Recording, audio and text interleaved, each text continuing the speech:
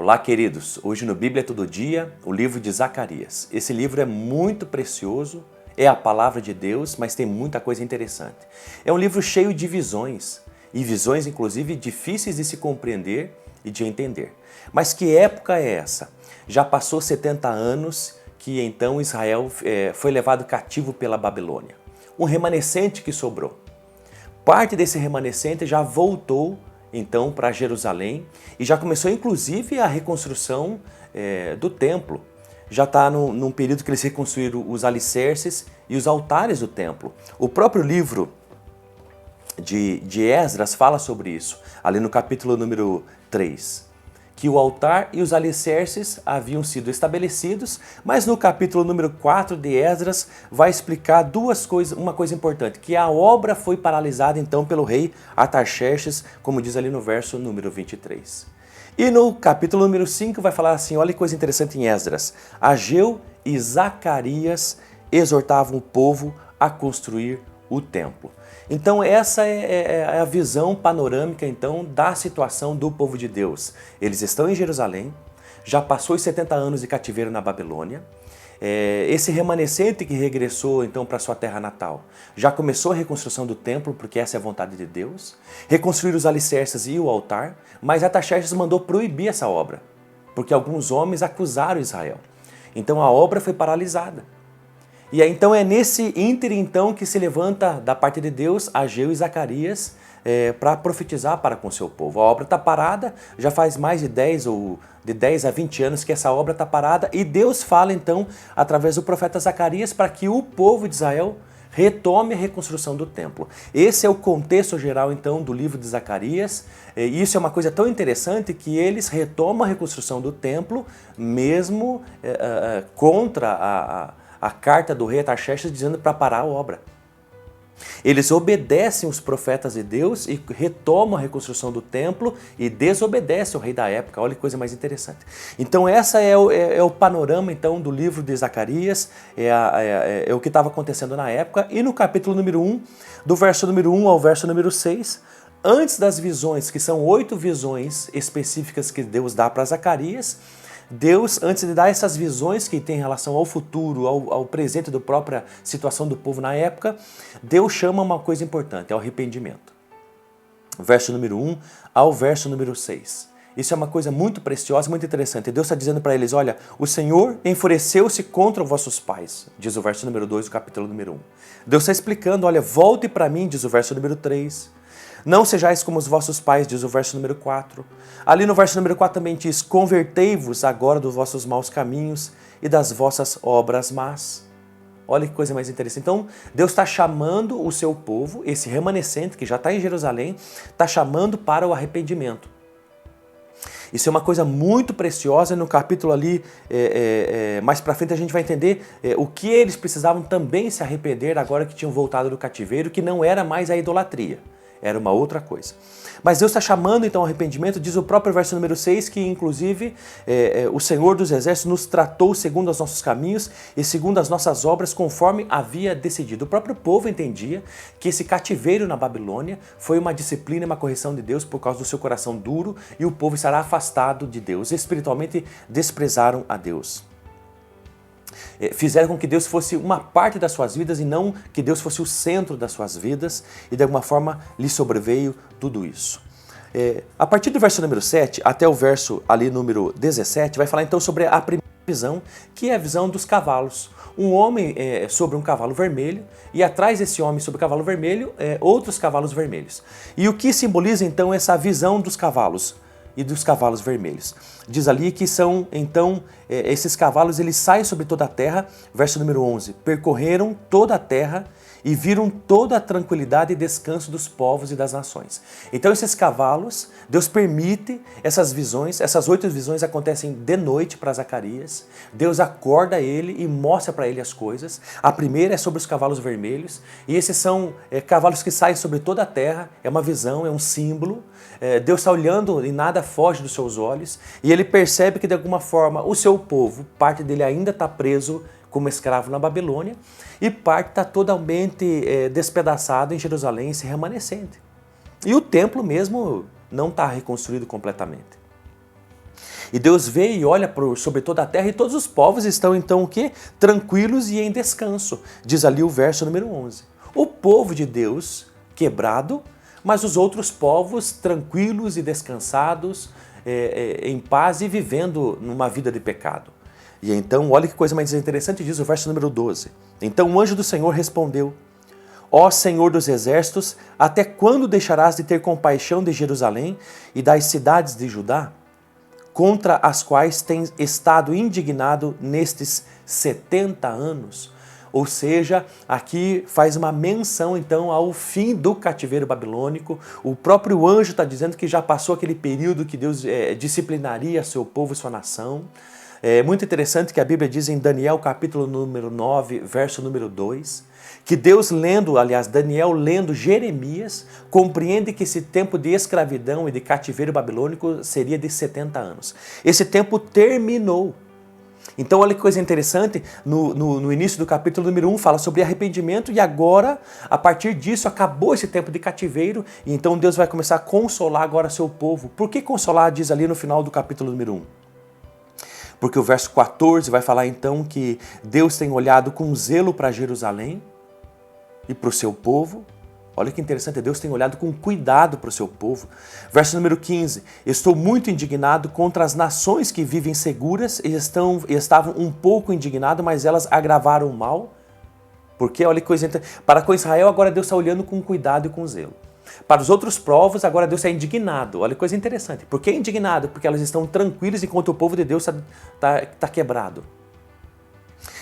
Outra coisa de consolo, diz o verso número 16, portanto o Senhor diz assim, voltei-me agora para Jerusalém, com compaixão, o meu templo será edificado ali.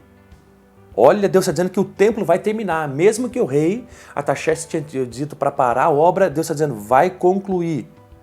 E no verso número 17 vai falar, as minhas cidades ainda transbordarão de bens e o Senhor consolará Sião outra vez e escolherá Jerusalém. Ou seja, nessa primeira visão dos cavalos, Deus passa sobre toda a terra e vê que os povos pagãos estão em tranquilidade e em descanso na sua vida de pecado e o povo de Deus escolhido está quebrado. Deus está dizendo, então, eu vou restaurar vocês. Vou restaurar a cidade, vou restaurar o povo, vou restaurar o templo e vou corrigir esses povos. Então essa é a primeira visão. A segunda visão é dos 4 chifres e os 4 ferreiros. Que 4 chifres são esses, diz o verso número 21. São povos que Deus levantou para disciplinar então Israel. Que povos eram esses? Egito, Assíria, Babilônia, os medos e persas. E de alguma forma, quem foram então os 4 ferreiros? Foram aqueles que, usados também por Deus, corrigiram aqueles que corrigiram o seu povo. Então olha que coisa interessante, essa é uma cosmovisão da parte de Deus para com a terra. Ele escolhe Israel, se mostra para Israel de forma extraordinária pelos séculos, o povo de Deus se afasta de Deus e o rejeita, Deus disciplina e usa então essa disciplina através de outros povos para corrigir, subjugar e até mesmo escravizar o seu próprio povo, porque tem certas coisas que a gente só aprende com o sofrimento, não basta Deus falar, nem desenhar, ele fez isso tantas vezes, você percebendo no Antigo Testamento através dos profetas, mas mesmo assim, depois que Deus disciplina e a sua ira de alguma forma cessa, Deus olha com zelo para com seu povo, como diz o verso número 14, e com misericórdia de novo e o levanta e o restaura. E para aquelas nações, olha que coisa interessante, que Deus levantou para corrigir o seu próprio povo, essas nações excederam essa disciplina, elas foram além daquilo que Deus havia dito e eles tiveram prazer na destruição de Israel e agora Deus vai corrigir esses povos. É isso que ele está falando então no final do capítulo número 1 sobre esses próprios ferreiros que Deus levantaria para destruir os chifres, né? Corrigir as próprias nações que corrigiram então o seu povo. Mas mesmo assim, depois que Deus corrige então todas as nações pagãs, no capítulo número 2 diz, naquele dia, verso número 11, muitas nações se ajuntarão ao Senhor e serão o meu povo. Até as próprias nações de toda a terra, Deus está disciplinando também, como fez com o seu povo Israel, mas também quer juntar eles com misericórdia, porque essa é a graça de Deus. Ele disciplina quando vê alguma coisa errada, mas também, consequentemente, depois age com misericórdia e com longanimidade, porque já disciplinou as pessoas naquilo que elas mereciam.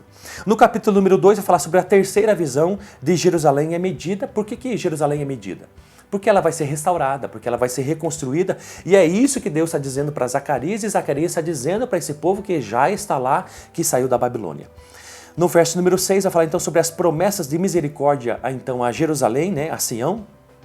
Diz ali o verso 6 do capítulo 2. Fugi agora da terra do norte. Então Deus está dizendo para Zacarias, diga para o meu povo, saia da terra do norte. Que terra é essa? Diz ali o verso número 7, a própria Babilônia. Por quê? Porque Deus vai destruir a Babilônia. Vai usar quem? Os medos e persas. Então Deus está dizendo, saia da Babilônia e vá para onde? Diz ali o verso número 7, escapai para Sião. Para onde? Para Jerusalém. Ou seja, o que Deus está dizendo então para o seu povo? Saia, quem ainda está na Babilônia, que não regressou ainda para Jerusalém, para Israel, venha, saia do reino do norte, saia da Babilônia, volte para Israel, porque eu vou destruir essa terra. E por que havia alguns israelitas ainda, povo de Deus, que ainda permaneceram na Babilônia e não regressaram à terra natal, à terra santa? Conforto. De alguma forma, agora na Babilônia, nesses 70 anos, eles deixaram a idolatria. Mas eles aprenderam o comércio. Eles aprenderam a negociar e se tornaram, tiveram sucesso nisso.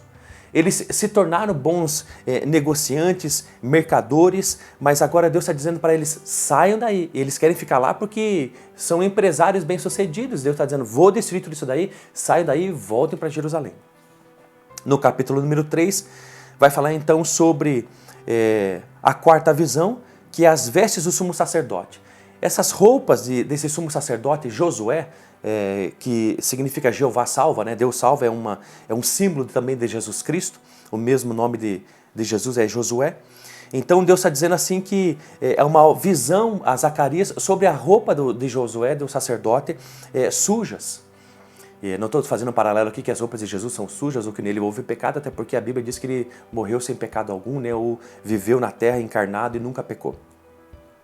Mas aqui vai falar sobre o homem regressando então da escravidão da Babilônia e que Satanás se levanta como opositor para acusar então o sumo sacerdote, dizendo que essas roupas são sujas, diz o verso número 1. O diabo, Satanás, se opõe então e acusa. O que significa Satanás? Adversário. E é o diabo que é o nosso adversário, tanto da obra de Deus quanto do povo de Deus. E ele está fazendo aqui o que lhe cabe. Ele está sendo, então, opositor à obra de Deus e aos homens e aos filhos de Deus. E ele está mostrando, ele está acusando. Olha que coisa mais interessante. Satanás está acusando Josué e das suas roupas, dizendo que as suas roupas, o verso número 3, estão impuras. Olha que coisa mais interessante. Então, saiba de uma coisa, o diabo é o nosso acusador. Ele é aquele que se opõe à obra de Deus e aos filhos de Deus, a mim e a você. E ele, de alguma forma, tenta o tempo inteiro nos acusar, dizer a Deus de alguma forma, ou na nossa mente, no nosso coração, sobre a nossa impureza. Mas olha que coisa mais maravilhosa, a graça de Deus no verso número 4, aonde diz ali, então o anjo ordenou aos que estavam diante dele, tirar-lhe as vestes impuras. Por quê? Porque seriam colocadas então vestes festivas, vestes limpas, vestes novas. Então, o que simboliza isso? Simboliza, então, essas vestes impuras, o nosso pecado. E como que o nosso pecado foi tirado? Através de Jesus Cristo na cruz. O sangue dele foi derramado e a justiça dele foi imputada sobre nós. E a nossa injustiça, os nossos pecados foram colocados sobre ele na cruz do Calvário. Então, por isso, 1 João capítulo número 1, verso número 9, né? Confessai os vossos pecados a Deus, porque ele é fiel e justo para nos perdoar os pecados e nos purificar de toda a injustiça.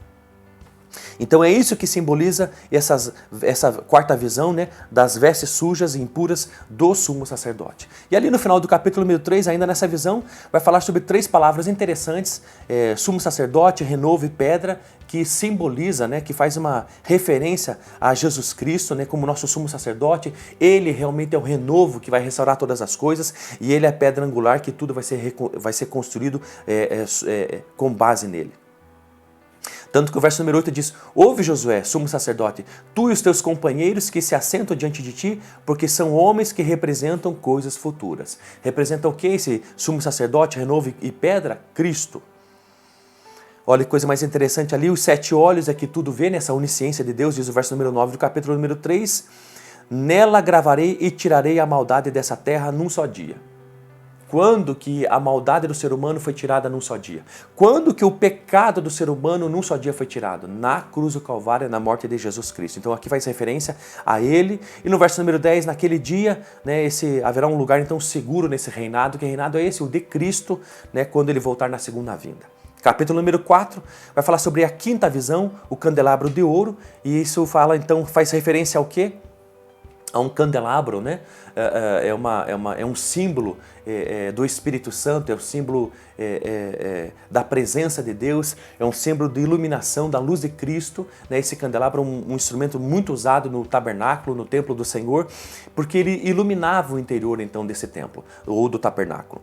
E aqui então fala sobre esse candelabro aceso continuamente e também com um reservatório ilimitado então de azeite, porque duas oliveiras então derramam desse azeite, cai numa bacia, e a bacia então abastece, alimenta as lâmpadas e então esse candelabro é iluminado. O que está querendo dizer?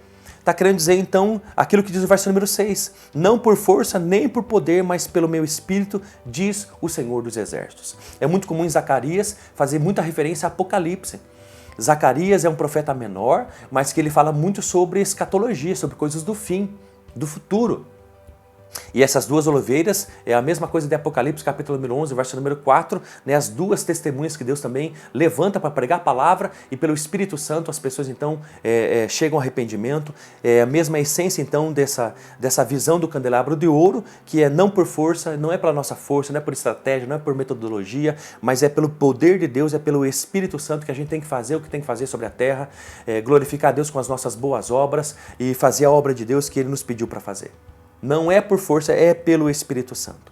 E diz ali o verso número 10, esses 7 se alegrarão, vendo o prumo na mão de Zorobabel. Esses são os 7 olhos do Senhor que percorrem a terra. Então, terminando esse vídeo, eu quero dizer que o que alegra? Diz ali que Deus e 7 olhos. O que é esse Deus? Essa onisciência, Ele vê tudo. Deus vai se alegrar com o quê? Vai se alegrar vendo então Zorobabel reconstruindo o templo. Então, sabe de uma coisa? Quando Deus passa os seus olhos sobre a terra, entenda algo, Ele se alegra demais quando vê a gente, o seu povo, seus filhos, reconstruindo a terra, reconstruindo a justiça, reconstruindo os valores de Deus, pregando a palavra de Deus, ensinando as pessoas acerca de Jesus Cristo, pregando o Evangelho. Então entenda essas coisas. Se você se envolver na obra de Deus e nas coisas de Deus, em obedecer a Deus e fazer aquilo que Deus pediu, você saiba de uma coisa, vai agradar e alegrar o coração de Deus, como diz o verso número 10. Pense nessas coisas, ore um pouquinho, a palavra de Deus realmente ela lava a nossa alma e ela vivifica a nossa vida. Deus te abençoe muito em nome de Jesus.